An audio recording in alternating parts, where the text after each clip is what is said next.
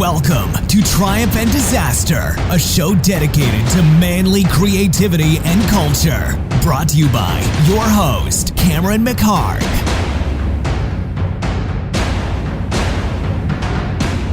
Hey guys, it's Cameron McHarg, and we're back with another episode of Triumph and Disaster. And this week I have Fabien Dufils on as my guest, who is a French director, big music video and commercial director. And he's just directed his first feature film called $1, which I actually have a little part in. And that's how this happened. This was sort of an accidental podcast. I didn't even know he was in town, and I got a text from him last night, and he needed some extra recording, a couple lines recorded for the movie, just a couple little touch-ups for it. And so he came by my place. He and Terry, who's actually the sound guy, but also a big a DJ in France, big DJ and artist in France, and he pipes in. He's there kind of quietly in the background, and finally chimes in about halfway through, and he takes part in it as well.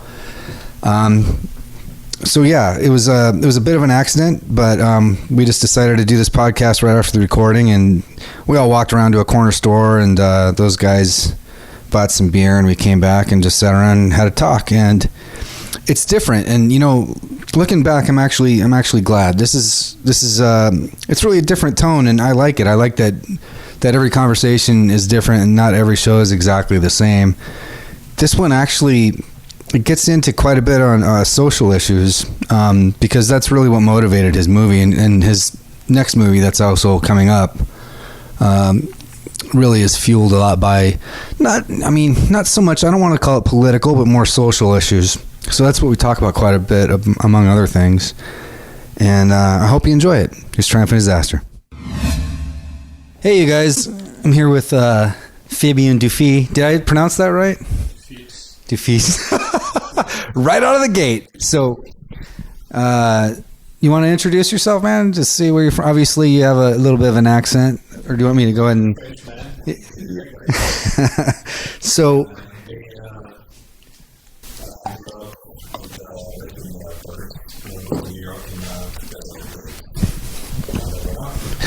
And this is completely impromptu. We just got a text from Fabien last night saying that he needed a voiceover. So basically, Fabien directed a movie. It's your first feature, isn't it?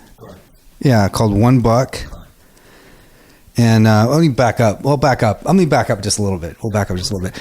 So, I don't think I've told you this before, but so my first exposure to you and your work was a music video called, is Demon? Is that the title? Forgive me for, it's been a while, but it's the two people making out basically for the whole time. Yes, but so this video was pretty fucking huge actually. It really had a pretty good run, and wasn't it at MoMA in New York, and it was like a kind of a big deal back in that day. So that was my first exposure to you. Yeah, but you think about it, in 2001, we had YouTube. It was only on TV. It was like, right. What was on the TV channels? But because the music didn't exist in 2001. So,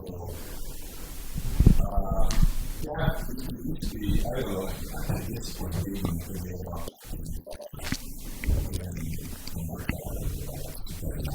yeah. But then when YouTube came out, it blew up on that too, though. I think it probably has millions of views, I think, doesn't it? Yeah, it's got a lot. And so that was my first exposure to it. Yeah. But I mean, I didn't see it.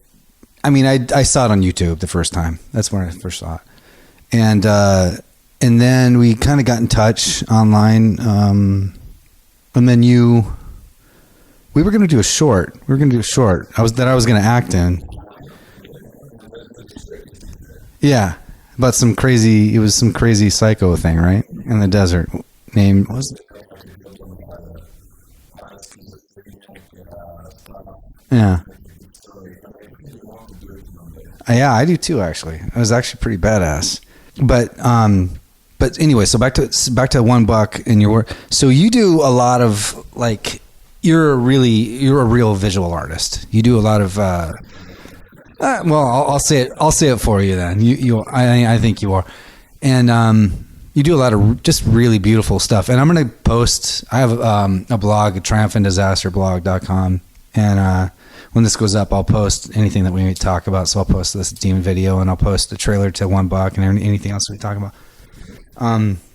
But the reason why I bring this up is like $1. Okay, we're jumping around a little bit here, but so you asked me to play a little part in it, which we shot in downtown LA a while back.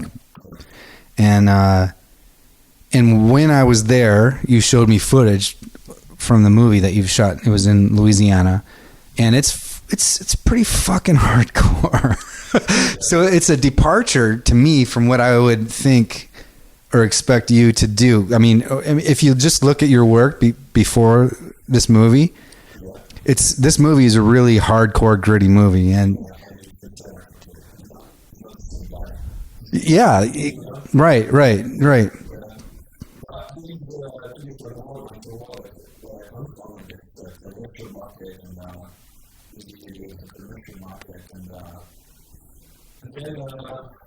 And then I feel like it's like 15 minutes or so down line, we like to make before whether doing like busy stuff. Mm-hmm. Like 30, but 30, like 30. Yeah, like do you do for like perfumes and colognes and that sort of stuff and. But on the other hand, I've also seen you do some like action sort of car stuff too, though. Right. Right. Right.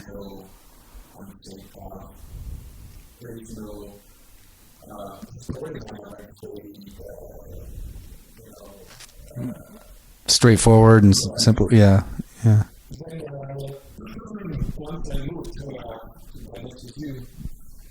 When I moved to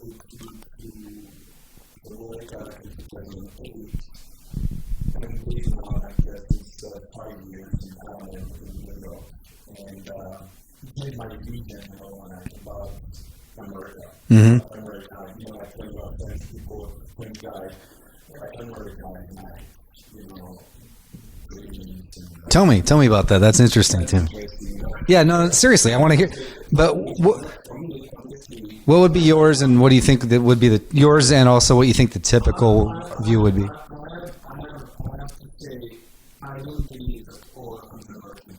Mm-hmm. I think that I believe on working hard and to really on what you're doing, and to work harder and harder because like competition, like the market and everything, saturated, everything comes. And it's all about feeling a new car, a new motivation, and your vision. But no one waits for you anywhere can see anyone Yeah. But when I was young, I was looking at America and everything is possible there. Which is true, you can like some Mm-hmm. Maybe more freedom in terms of visualize and right. want to become someone who can do it. But for the woman, it's all about yourself. You mean when you say that, you mean how is that different though? Do you mean like you're just all on your own? Yeah. That's what you mean. So yeah, you need to do everything by yourself. Right. You need to you guys when you're a director or actor, you need so many actors and directors and actors can just start to do spec or shopping. Mm-hmm. You need to experiment by themselves. You need to everything you need to organize your production, you make some products with guys, just to give up, your profile. You're on your own, completely on your own. Yeah, you have no help from anybody. If you're lucky, someone is going to find a need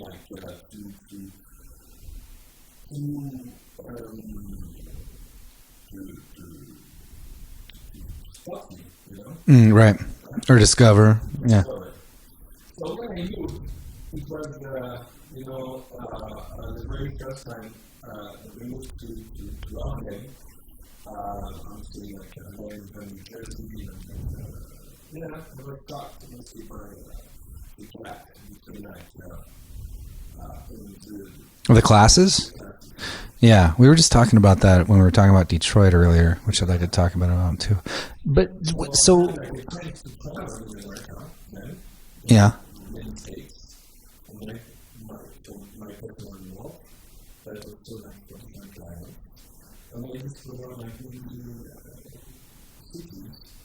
And that's how grew up my inspiration.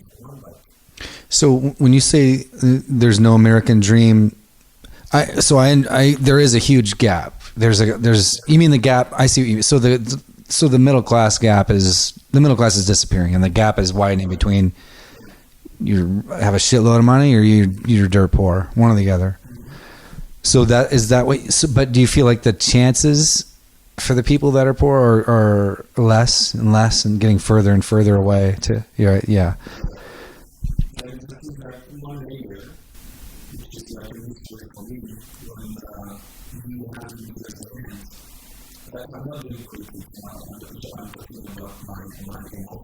yeah. Yeah.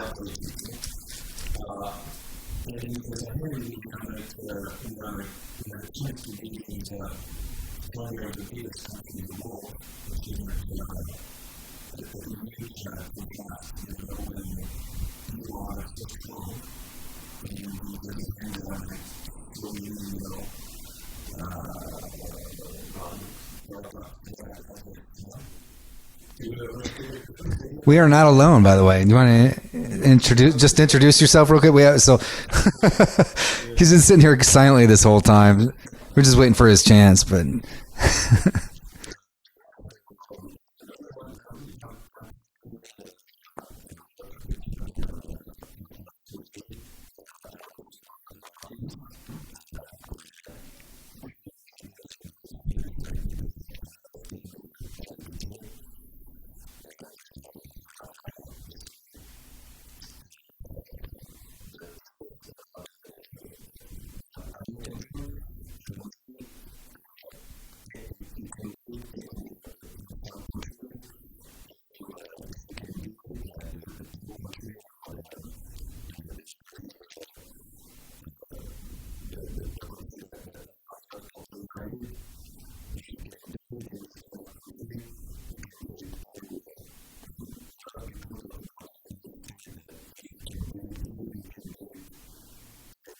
is that because here there's just a total lack of support for any? You're just like you said, you're completely on your own. Is that what you mean by that? If you can do it here, you can do it anywhere. Okay.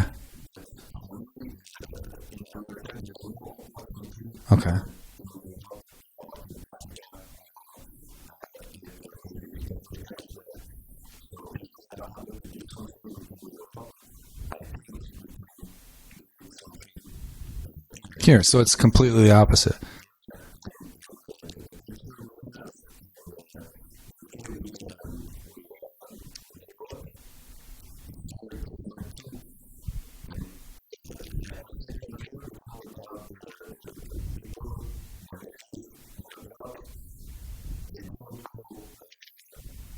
They don't cross it.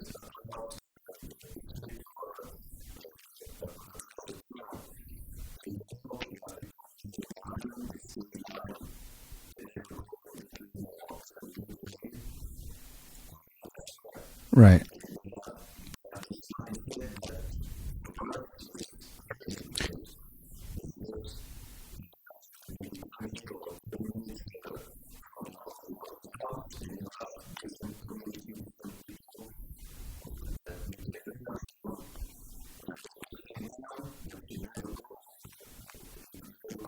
So, in a strange way, that sounds like the feudal system. Like way back when you'd had, if you don't know if you know what I'm saying, but like peasants, or you'd have like a king, and you'd have like the peasants working for the king, and they had a little area and they never left. So it's almost, that's what we call like the feudal system. So it's almost like that's happening again in a weird way. And we were just talking before we started recording a little while ago, before we did this, about Detroit, because I'm personally kind of fascinated with Detroit and how I literally think it's like a post-apocalyptic city. And it sort of is, actually. I think it was like the 5th most populated city, and now it's like nothing. It's a ghost town. And then we were talking about how there's not just Detroit, but other places and other big cities where you could be in a really kind of a wealthy area and turn one street over, and then boom, it's like Beirut. We talk about Beirut too, and they don't cross lines. And you're talking about your friend who was in a part of New York where there's like lived on a border, a street where literally across the street was like Cracktown, crazy shit, but they didn't cross the street because it was like that was where the border was. That's really interesting. But how do you think as a creative, as an artist, European guys, compared to here, do you feel like tell me about that and just your point of views. Do you feel like it would, like so you feel like you'd be better off coming here to try to make movies or do whatever your art is, or be a DJ or whatever the case may be? You'd have a better shot at getting somewhere here than you would in Europe?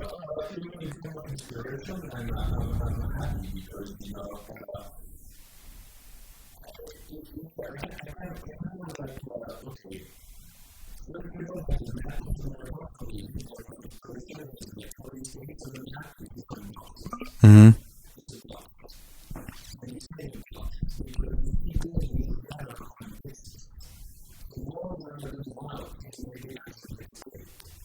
Maybe, right.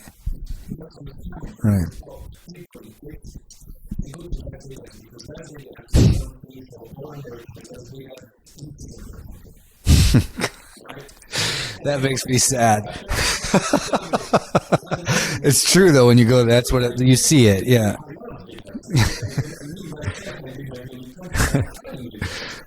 So what I'm saying is, for a Texan guy, Texas is like the center of the country.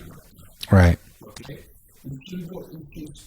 I spoke with many guys. My wife is from Texas, and she grew up in Houston. She moved to New York because of her job.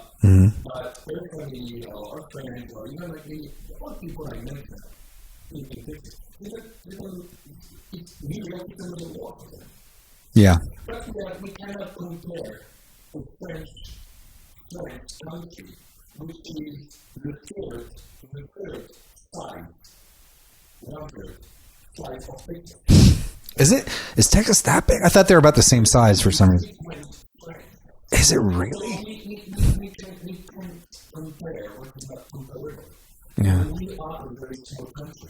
We are like 60 million, we are like 360. Yeah. There's like many states, it's a continent, going from New York to Los Angeles, like Paris to Moscow. Yeah. So it's like Europe, it's even bigger than Europe, with 27 countries. So of course I'm not going to be like a French guy or Greek or Italian or whatever, Yeah. So that's what I like, because there's a huge contrast between, I can see the same here in America, kind of YouTuber, Christian, you can like very expression to talk and hospitality. In France, when you go to the south, it's very like Paris, right. Right. So you can see the massive culture difference when you go to like Louisiana. Yeah. All right. And you're attracted to that. What is it about that? Because that's part of what I think you were talking about when you said you were attracted to like the failure of the American dream, and you would see that in a place like the Deep South, for example, highlighted. Okay.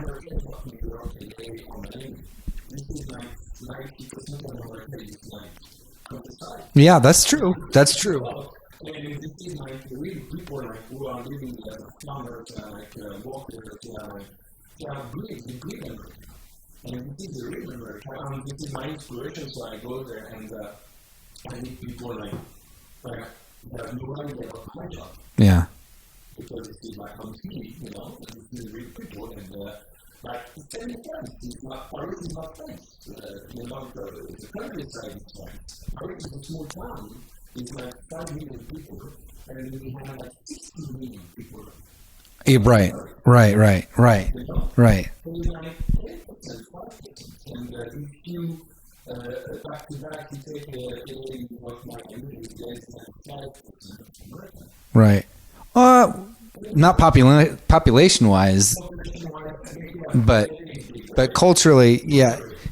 I know what you mean. Like the big cities on the coasts are a great deal of the population. Population. Yeah. Right. But culturally, yes. I mean, 90% of America. Well, I don't know what the percentage is, but it's most of it is rural. It's country. It's country. And so, as we were speaking just now, I was just thinking, like, how did you feel about? That's kind of a responsive and kind of a challenge and a risk for a director to be like, okay. I mean, I know you've lived here for quite a while, but still to take on a culture, because look, I'm American and I'm not from that culture. I'm American. We all have a certain American culture, but as you were just talking about, there's another culture in Louisiana, and I'm not that. I'm foreign. So, but I have a certain understanding, a certain taste of it. But for me to go down to the deep South in Louisiana, to like Cajun country, I would feel a little foreign, and I really would. And you know, so for you to take that on and to make a movie about it, you really had to really kind of immerse yourself in it and understand it. Did you feel like you really wrapped your head around that, or did you feel a little bit like, oh fuck, what am I? You know, do they know? Are they gonna know that? Yeah.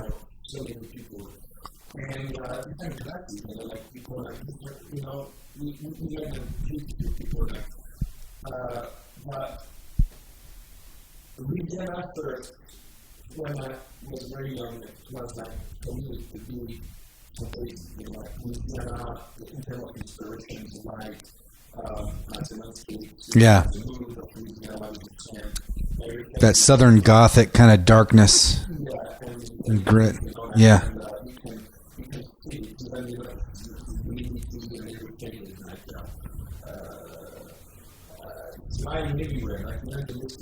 Right. So, it's like you're saying, it's a little more, because life is created it's a little more. You know, it's very intense and very funny, and it's like you have to be from Louisiana to different Louisiana. Yeah. But there actually is a French influence there that goes way back.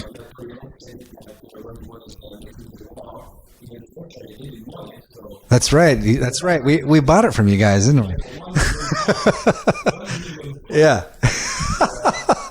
This is true, but I mean, yeah, but there's a French influence, and there's a lot of well, it goes way back though. It goes back like 300 years or something, back to the trapping days and stuff. But I mean, do you see it in the food or anything, or not really? No. Yeah. Yeah, and the food, no, maybe the influence is more about Caribbean, you know. Oh yeah. You know? That's all what makes that a specific. It really has such a history that's different that's very unique in this country. When you talk about the Caribbean culture from the slaves and then from the French and then.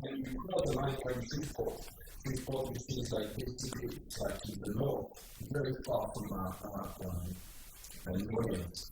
It's like in the top of Louisiana. 20 minutes or 30 minutes away, you are in Texas. You know, in Austin, Texas, you know. Mm-hmm. And you cross the line, and you drive for 1 hour, and you want to use the road. Yeah. Yeah. Texas is Texas. That's its own.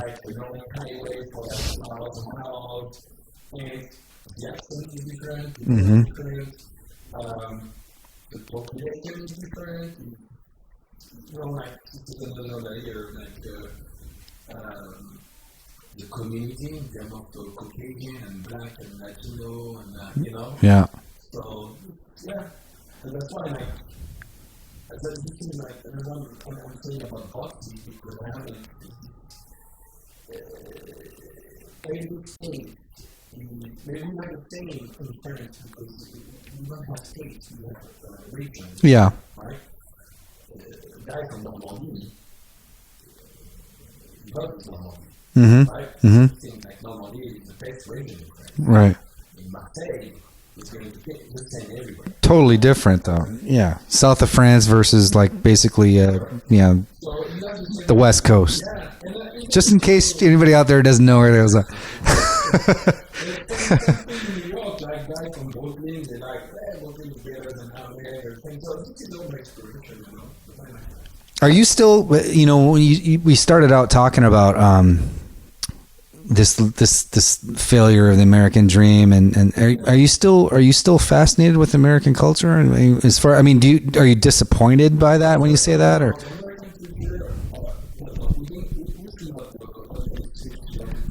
I don't want to. Well, sure, you're right. I mean, well, we can try to steer it. Okay, but here's the thing, though. We can what I was kind of in my back of my head, just so you know, leading that to in a way is and I don't know how much you can talk about it. Maybe you don't want to, but I know that you are already thinking about another feature that's set in Detroit. We mentioned Detroit earlier, and we know Detroit, like I said, is post-apocalyptic. There's a whole history there that's, to me, at least as fascinating with Louisiana in a different way. But clearly, it's about. I mean, there's no better example of a failure of American dream than Detroit. Detroit, I mean, was. It was a very modern city at one point, and there were big plans of it, being sort of like very, one of the more pride of America, cities. It was in the center of our industry, the center of the car business, all this stuff, and then it just completely vanished. So, and it's due to, not to get into politics, but big business just decided to go elsewhere and then just drop the ball there. There is a part of America in population-wise, I mean, like people are like life, talking about like new citizens. There is like the big part of America, and it goes up year to year. 10 years, like this is like, I guess the cancer of humanity is growing. And year after year, it becomes worse and worse. I have the feeling that people are completely abandoned. There is one world, and there is another world. Right, and you're talking about basically worldwide here when you say this. There is like life, and there's survival. And when I had a chance to visit this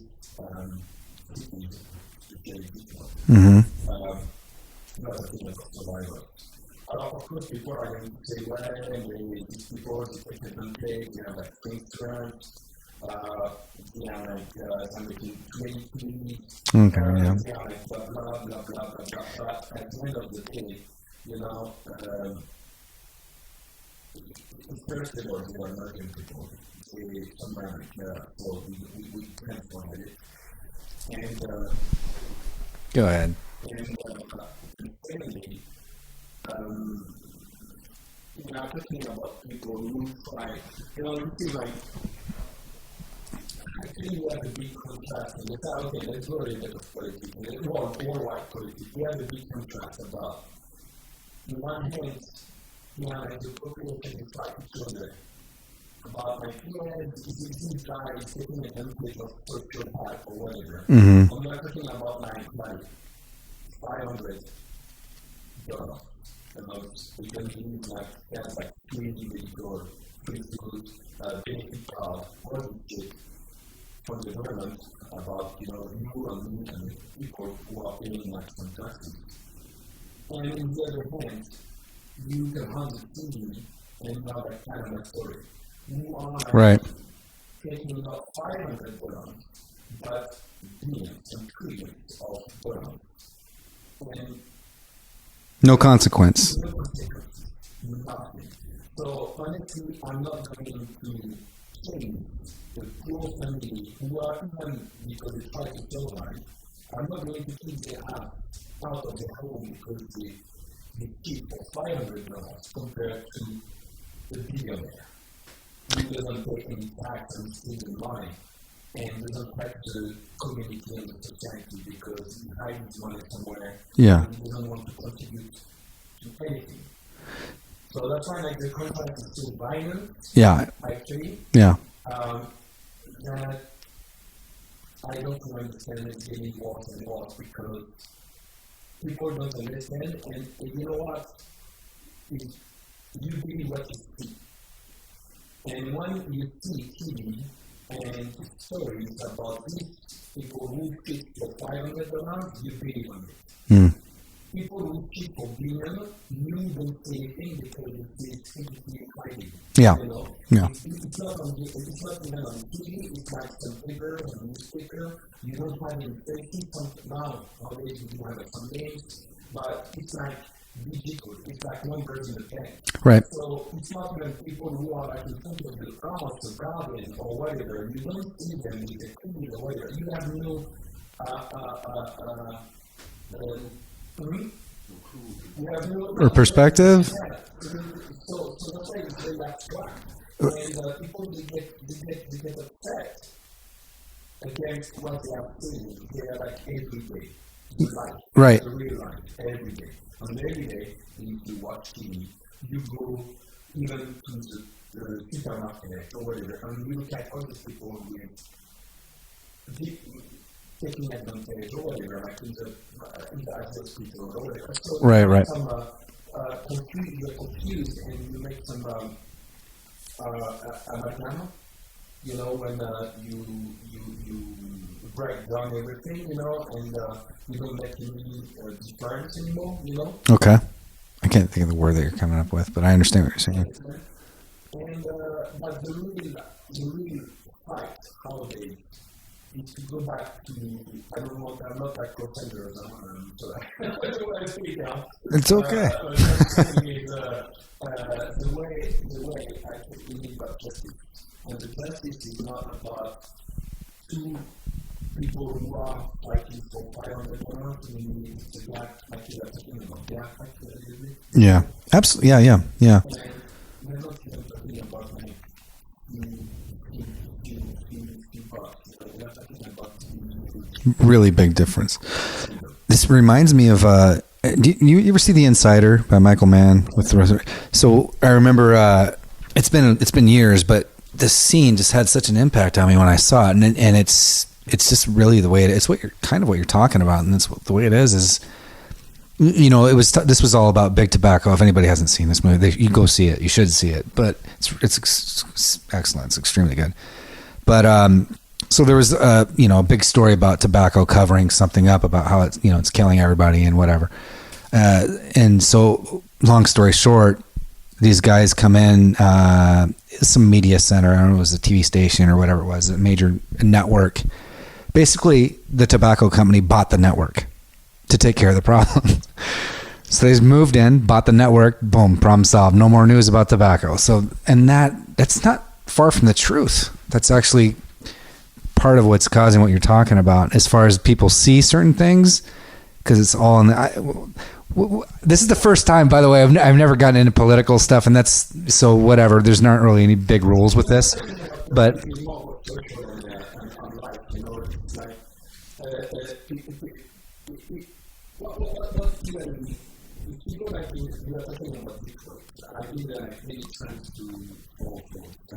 yeah.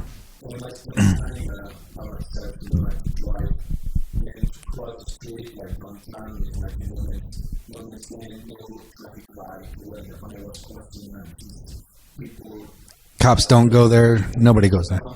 Yeah.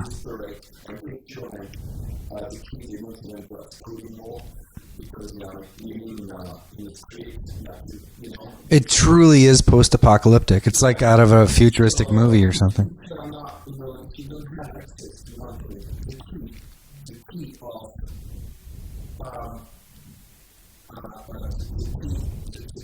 education. The key is education, it's not about education. The school is the future. And every single people in the world, especially like in America and Europe, have the right and the obligation to go to school. This thought I'm talking about, they don't go to school anymore. Yeah. So, how are we going to leave these people ever and ever? It's going to be a boom. It's going to be one day going to splash in our face. Mm-hmm. And because year after year, the criminality goes up. It's just that down spirals further and further, so the divide gets greater and greater. Mm-hmm. So if you want to just and to split it, and because you want to focus on something else, why not? But one day we're going to pay Right. That day is going to be like, I am going to be like a nightmare for the country. Yeah. You have to send your economy, but same So I'm interested then, like, so when you're obviously we talked about, so you're drawn to these areas in this subject, and it's more than a curiosity. I mean, there's a passion there, obviously, that's fueling this. And so this whole time during your career, music videos and commercials and stuff, has this been kind of boiling inside of you, or have you been seeing this and like really wanting to explore this a little bit and to show this in your yeah.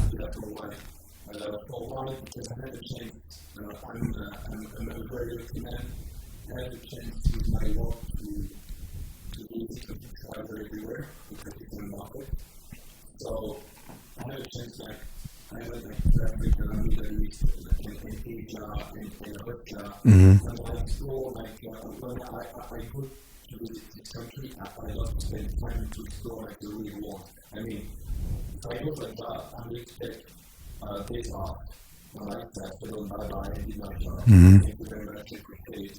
And then I take, like, maybe, like, 1 week on myself. And explore the real world. I love that. I go to meet people. Sometimes I keep my camera on and I feed them. And I send them like a copy after. Yeah. I did that in South Africa. I did that in Tanzania. I did that in India, in China. And I like that. I don't travel as much as you, but I do the same. I do exactly the same. Like when I was in Argentina, for example, I've told some people this, but one of my best experiences in my life that I treasure so much was, the one specific was there was a cab driver. I had a friend who told me about a restaurant that was in a really bad neighborhood, but it was supposed to be really, really good. And I just had the address, and I went out, and 2 cab drivers saw it and drove off. I showed them the address, and they just drove away. And it was at night, and then this guy pulled up and looked, and he laughed, and he told me to get in. And it was in a bad neighborhood. It was. And I invited him in, and I had dinner with this cab driver, and he spoke a little bit of English. It was amazing, man. It was amazing. And we had this really interesting conversation, and he refused to take my money. And he still is in touch with me, actually, on Facebook. His name was Eduardo.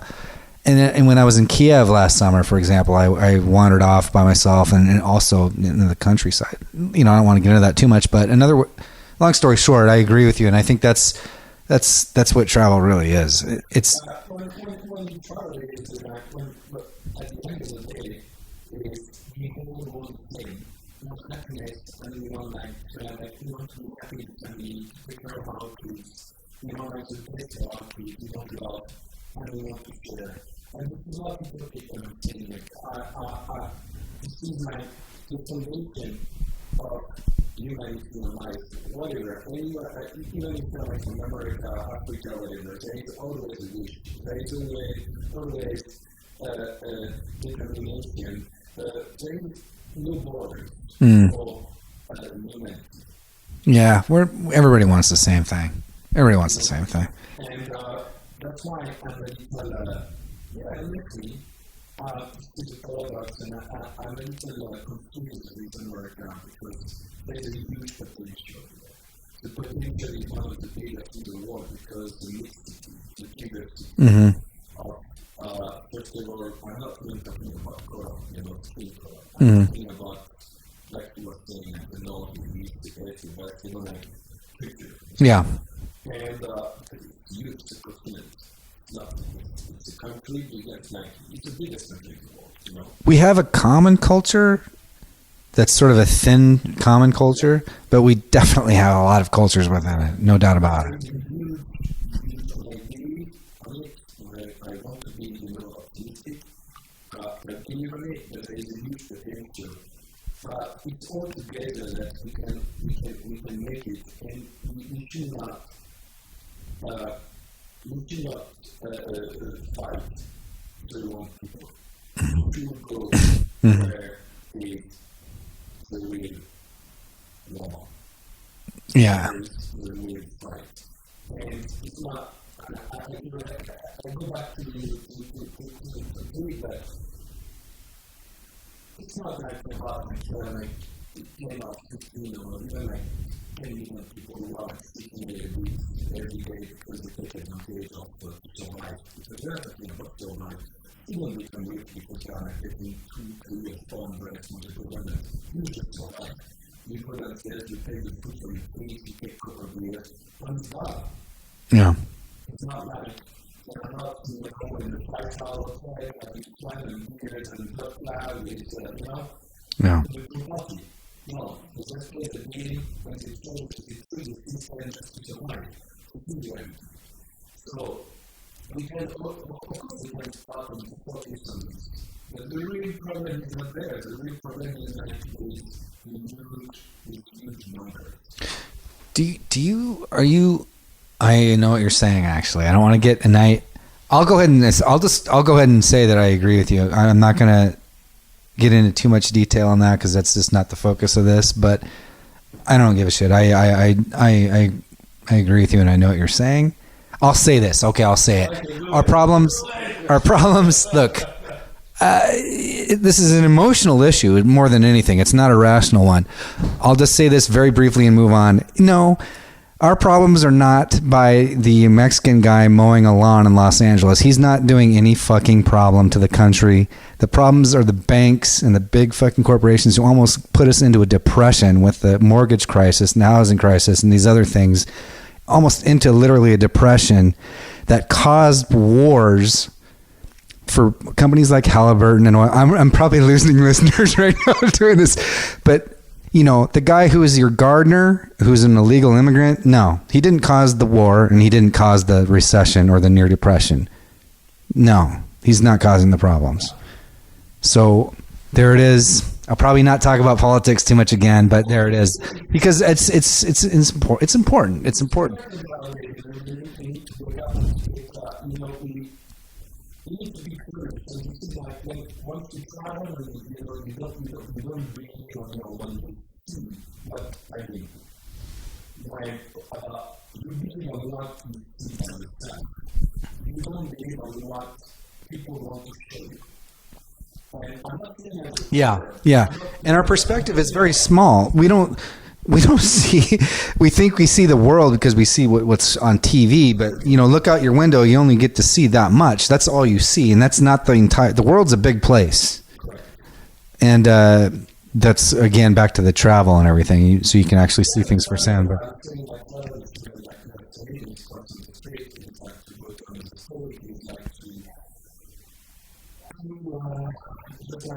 to make people, not meet different people, to meet people in different communities, because I have also like this, maybe spontaneity, like fun going on.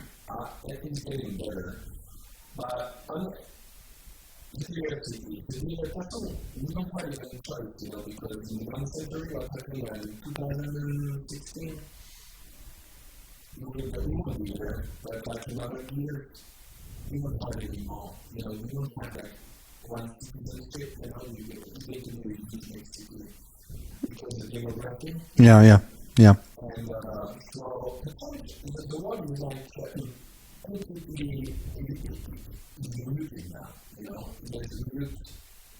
Mutating? Yeah, changing. Yeah. Because it's just a question of time. It's like, but how the sad side is maybe it's like always the same thing. When you are like, oh, something like that, food on the table, here, you always go back to things like natural, like since Jesus Christ. It's like even the way it had, even like before. You go back to naturally, you go back to your origin. I mean, it's like. Did you? I don't, but I'm curious, and you can not answer anything that I ask you. It's totally okay. But did you grow up in a situation that was kind of not easy? I don't mean like I'm not talking about like in India, but but did you grow up in a neighborhood that was like,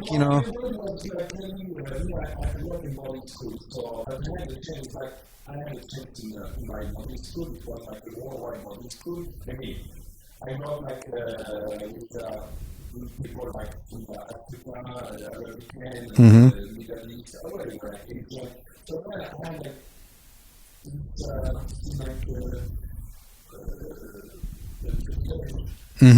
privileged.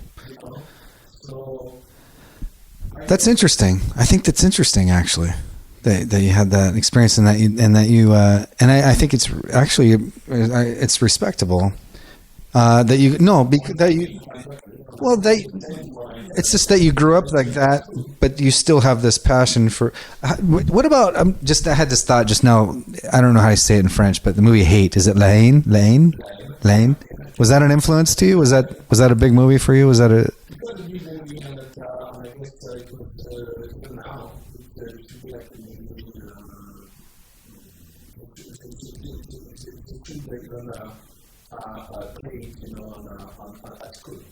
Yeah, mandatory. Play it for student. Yeah.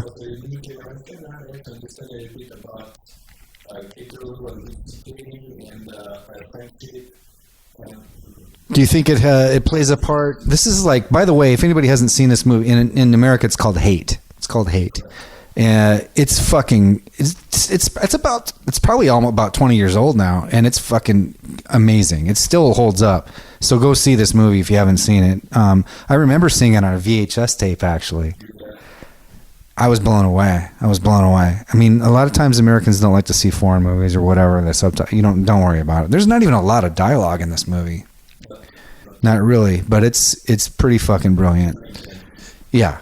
And it has, I think it's actually very relevant still today. Very relevant in Europe and even, everywhere.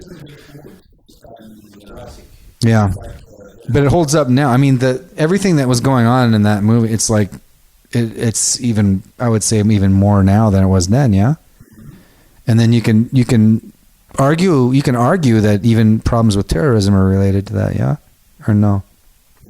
I would say yes, because a lot of it's economically related, I think. But that's, yeah, for sure. We're gonna cut for a second for a cigarette.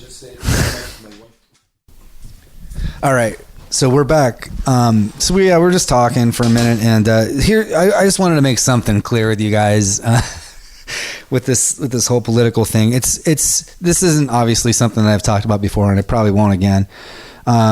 Look, whatever you believe, it doesn't matter. I mean, it's not like everybody's welcome, and it's just that this has a lot to do with. It just has a lot to do with the drive behind art. When you whatever you believe, and it doesn't matter what it is that you believe, really. These things that you see in the world, beyond just expressing something emotionally, but when you see things in the world, this is a drive behind a lot of art, and so it's a drive behind your personal view. With $1 and these things that you're doing now, so $1 is very politically fueled. As far as what the politics are, it doesn't really matter. I mean, as far as what I'm talking about on this show, but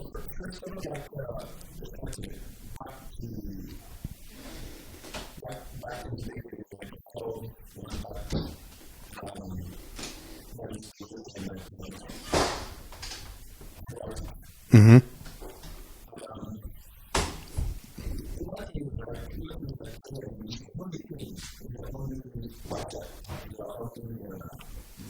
The objective or point or okay.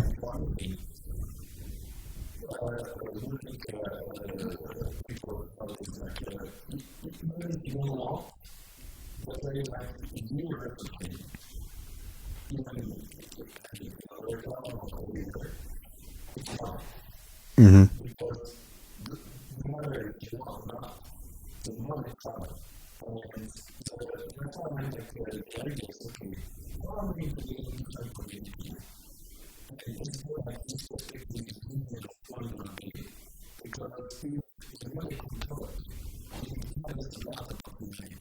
Mm-hmm.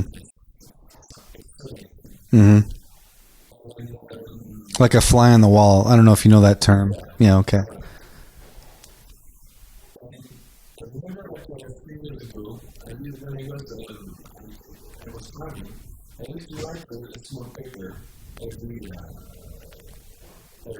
Mm-hmm.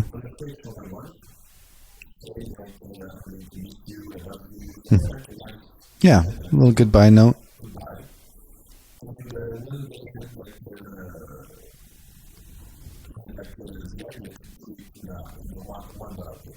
Okay. Mm-hmm.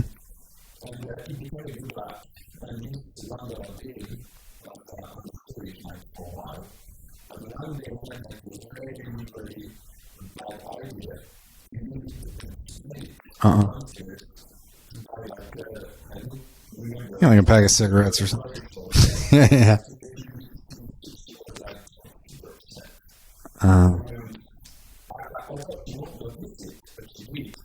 Yeah.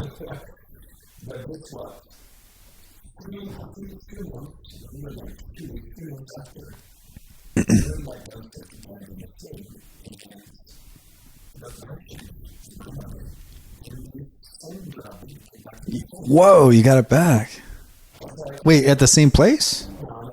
Are you shitting me? Really? Wow.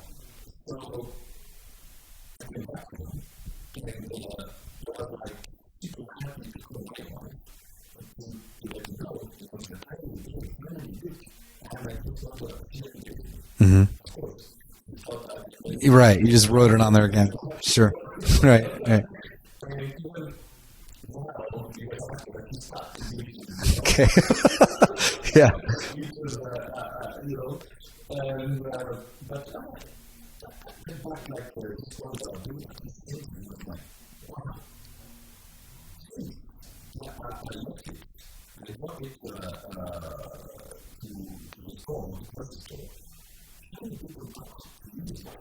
Yeah, where's it been?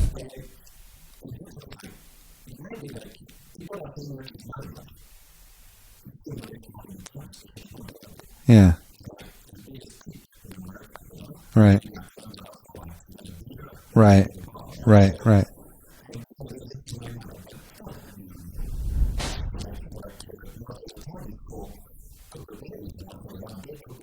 It's always in flow.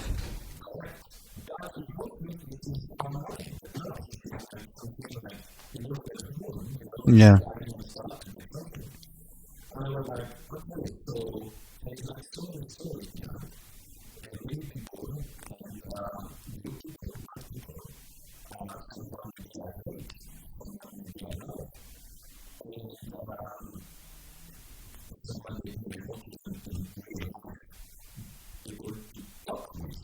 Right.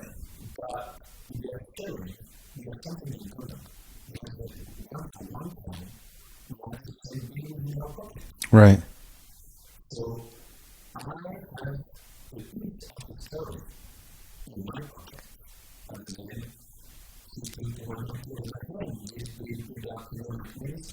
Yeah.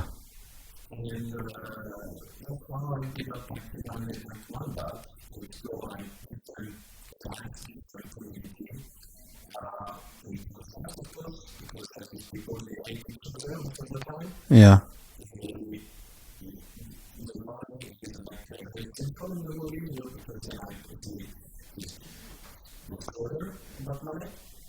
And this is it. So, of course, once you decide to write and to show different people, I went like, of course, I saw like in there's no one, but I think some people like some recipes, for example, they each other, they have each other, they have the same color, but one time they want like the same money, the same like the same yeah, dollar bill. And it was like for me a very good reason and perspective to explore like a marketing workshop because it's all about money. Yeah. People like it's all about money. Everything is about money. You destroy somebody, you walk, you wake up somebody. Politics, like we were talking about, is basically all about money. And so I went to the government website about like the $1 and basically the $1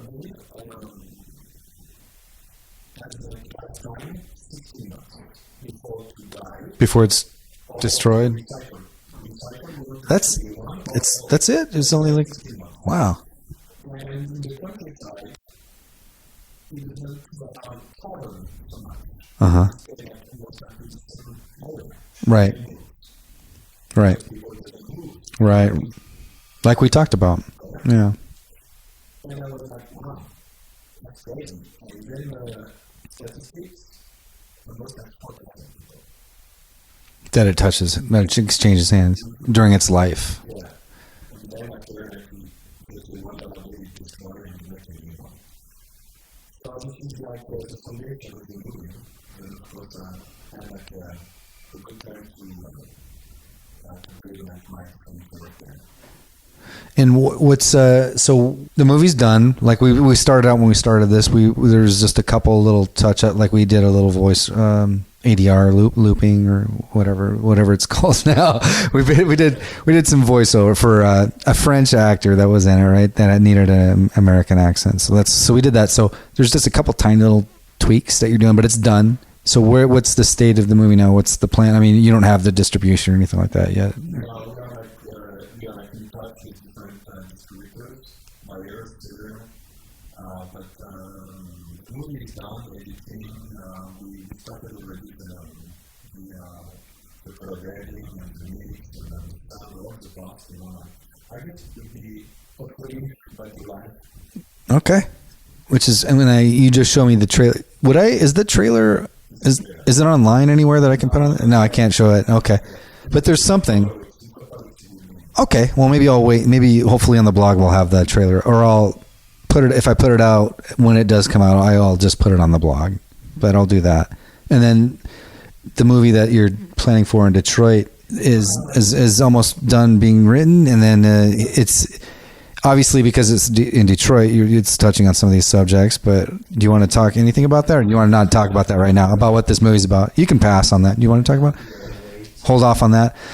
Do you have a website or something, don't you? Is it just your name.com? Okay, so if people do that or follow you on Twitter, which I'll put that on there too, then you can just keep in touch on that. I'm going to end this on a little bit of a lighter note. We were walking around. So before we started, we actually went and got a 6-pack at the neighborhood store. I don't know if you can tell or not from this talk.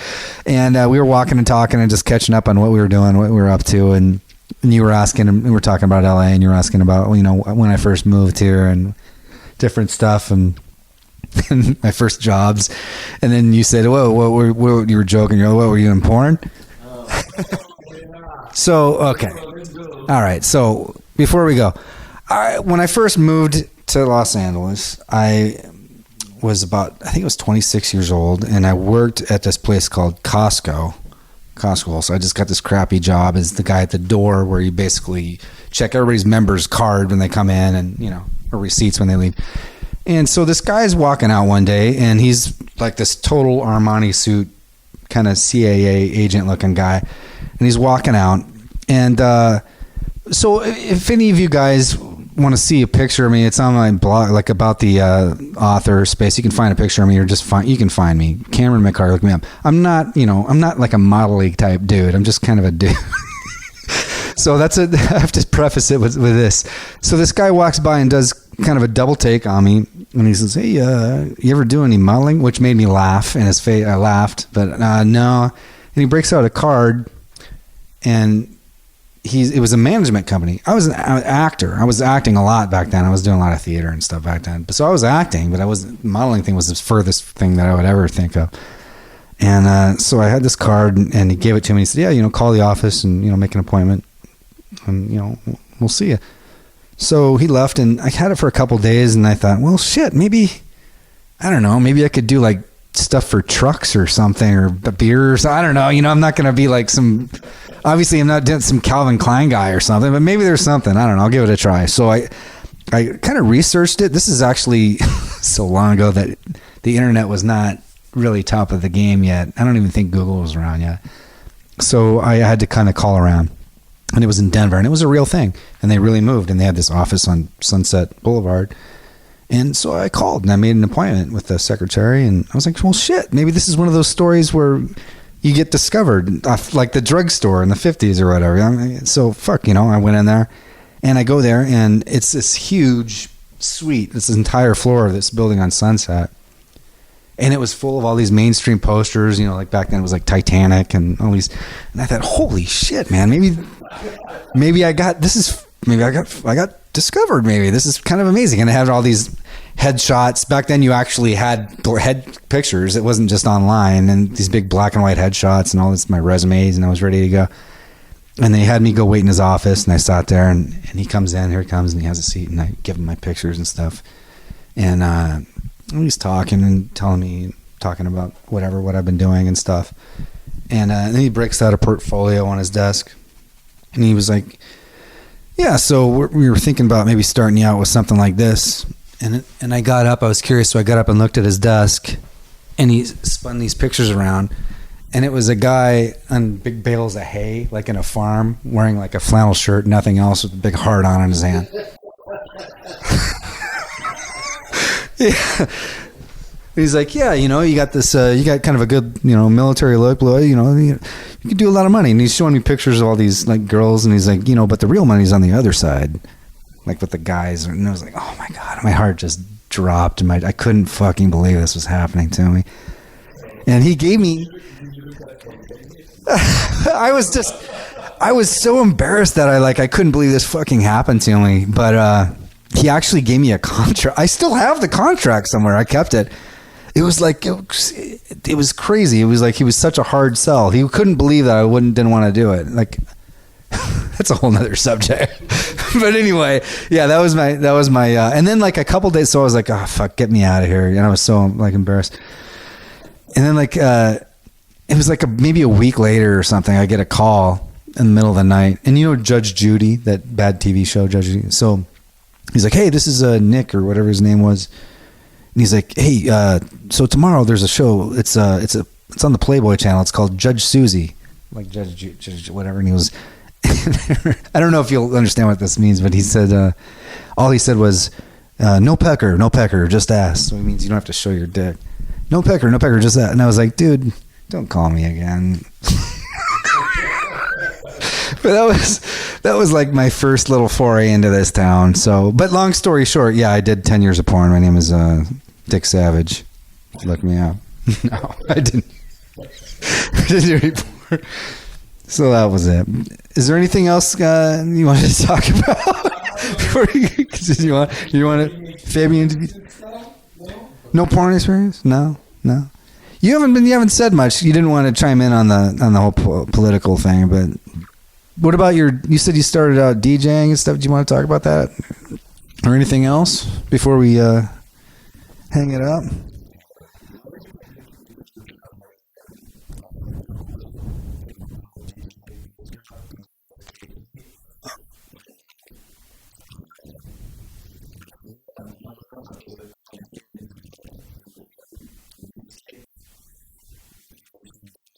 Really?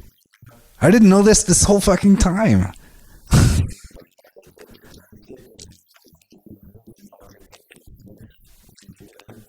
Yeah.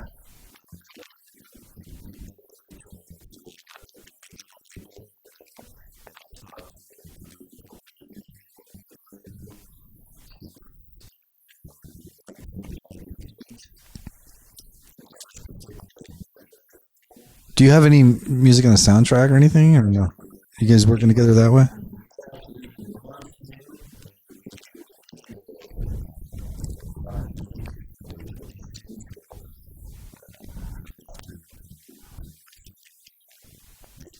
Nice. And then I imagine if you're doing this Detroit thing in the future, something might be more appropriate for that.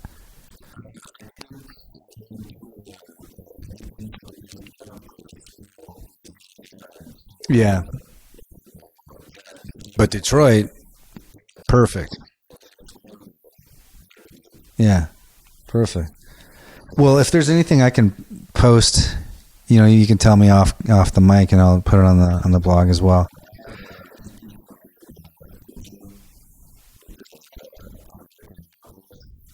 Anybody we know? Okay. Okay, cool.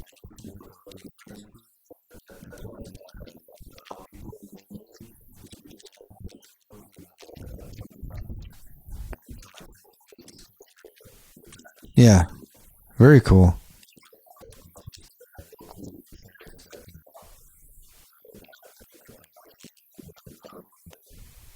That you knew before they became well known, like, yeah. So if someone sees you working with somebody, that's someone to keep an eye on. You're a pretty good eye for the talent, then. Yeah, yeah. You know what, you guys, man, this is different. This is, I think, maybe the 6th podcast or so, and like I said, I haven't gotten into this kind of stuff before, but this has been a really, really interesting conversation. And fuck it, it's important shit. Like we were talking outside for a minute when we had this little break. I'm not going to edit anything. I'm going to keep it all in there because I think it's true and it's important, and it's not unrelated, man. It's like we said, it's what fuels. It's why you made this movie. Yeah. And probably why, whether you even know it or not, I'm sure there's gonna, however many movies you make, I'm sure there's some part of it that's gonna touch that. It's gonna flavor that a little bit. So. Yeah, so this is actually a really important thing. It's like, finding this thing that you really give a fuck about, this is something this is the reason why you need to say something. You have something to say. It's not just that you've made a lot of, like you've said earlier, and I know this, like I mentioned when I introduced you, you've made a lot of beautiful eye candy. You made a lot of really beautiful stuff, and you downplayed, your talent, but yeah, you're a visual artist and a lot of beautiful stuff. But yeah, go ahead. Right, but in a way that it's a way that you give a shit. It's a way that you care about. It's your way. It's not a way that for a brand that maybe you're doing for a commercial or something. It's your way, and that's what I mean. And that's yeah, man. And that's what that is circling finally back to. This is what this show is all about, really. It's about whatever it is, whatever. That's why I said I don't give a shit about the politics. Honestly, it doesn't matter if someone's completely on the other side. Really, I'm not trying to change them, and I'm not trying to bash anybody for anything. It's not about that. What it's about is finding whatever it is that you want to say, whatever that feeling is, with really some fire and balls behind it, and doing it, and that's what you're doing. I happen to agree with what you're saying, but that doesn't really matter. That's not what this is about. But and it's about that, and that's what you're doing. And so it's important. It's important, and that's what this show's about, man. And that's what I want everybody to do. So thanks for that. And I found it fascinating, and I hope everybody else does too. So thanks, you guys. So $1, DJ, how do you pronounce it? Poska. Poska, and Fabien Dufils, not Dufis, which I've been apparently fucking up for the last like 6 or 7 years. .com. Thanks, you guys. Thank you. So that was Fabien Dufils, you guys. Hope you guys enjoyed. As usual, I will go ahead and be posting any of the videos or anything that we talked about, and any links on triumphantdisasterblog.com. And the trailer for $1 isn't out quite yet. I think it will be soon, so I'll make sure to update it when it comes out. So just follow whatever, any of the pages, Twitter, Facebook, or the actual blog itself, and check it out again. And whenever it's up, I'll definitely update it and post that up then. And again, if you guys like what I'm doing here, you like the show, you like the blog, if you could just take a second, and it's not about likes, it's all about the algorithm that Apple uses for iTunes. So on iTunes, if you could just give me a one-line rating review, if you just take a second, even just a one-liner, it really helps. It really helps with the promotion of the show and helping us to keep on going and growing. And thanks for listening to Triumph and Disaster.